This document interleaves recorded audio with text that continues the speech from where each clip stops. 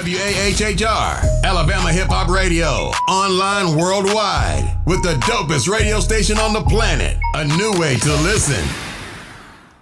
Welcome to Port City Unplugged, and I am Ty Burton. Thank you for everyone who either watched or came out last night to the City of Prichard Mayoral Candidate Forum. Last night was an introduction to some of our candidates. We've had all types of candidates jump in ever since we first sent out the invitation, and we'll make sure that you get introduced to them as well.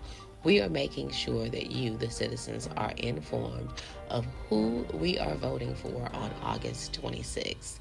And ever since we put out our text question to 251-220-7931, y'all have been texting questions like crazy. And so we're going to address those questions with the candidates in our second part, which is our candidate convos. First, we have the forum to introduce you to people. Then we have a conversation with them so that you can get to know them better. You get to ask them questions. We want you to submit questions to ask them. And then part 3, we're going to have a formal debate as we get closer to the election on August 26th. So, with all these questions that we've gotten, the majority of questions came in originally for Mayor Gardner and his former chief of staff, who was also running, Rodney Clements. Rodney Clements has agreed to come in and meet with us and answer some of the questions. And I asked some of them last night in the forum, and the people want to know. So these are some of the sample questions, and we need questions from you as well.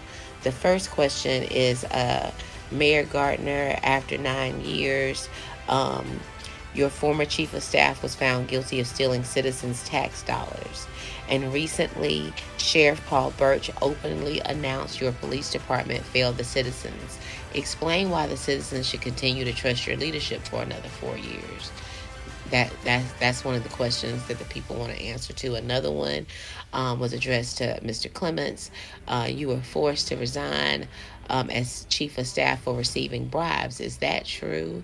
And did you receive money from COVID funds?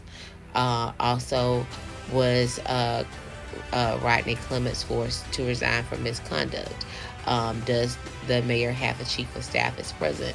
And we have started to also get questions for candidates in the city of Mobile. Lots of questions for Chief Paul Prine and what happened with him and Sandy Stimson. Lots of questions for Jermaine Burrell and why did he leave Mobile, and so why do we need him to be the mayor now? Lots of questions. We plan on asking the candidates so that you can be informed and you are a part of the conversation. So if there's something that you want to know about one of these candidates, I'll ask them if they'll agree to sit down with me. Everyone hasn't agreed so far, but if they don't want to talk to us, we're probably going to talk about them. But also, we want you to encourage your people to be seen and heard. So make sure that your voice is heard. Text question to 251-220-7931 and let your voice be heard.